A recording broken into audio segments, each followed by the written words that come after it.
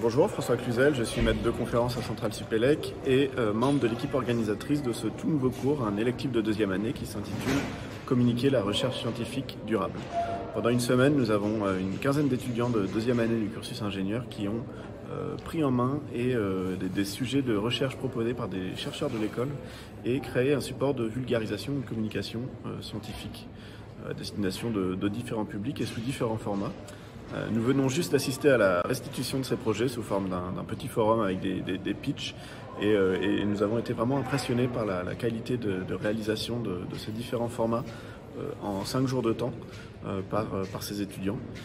Donc nous avons eu par exemple un projet sous forme d'un podcast autour d'un sujet sur le machine learning au service de l'éco-conception.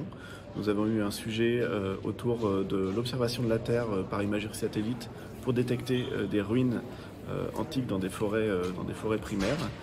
Donc la réalisation ici a été faite sous forme d'un prospectus à destination d'archéologues. Nous avons eu un autre format sur l'observation de la Terre, cette fois pour détecter des feux de forêt et à destination de forestiers canadiens. Nous avons eu également une vidéo qui a permis de communiquer autour d'un projet de recherche sur un poumon artificiel assez innovant.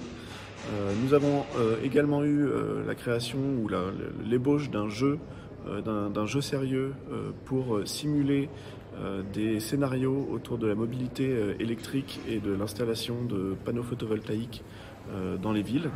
Et enfin, nous avons eu un dernier projet pour communiquer autour d'une technologie assez révolutionnaire de semi-conducteurs qui diminuerait énormément les consommations d'énergie et qui a pris la forme d'une banque d'images et d'infographies que les chercheurs pourraient utiliser pour communiquer leurs projets efficacement.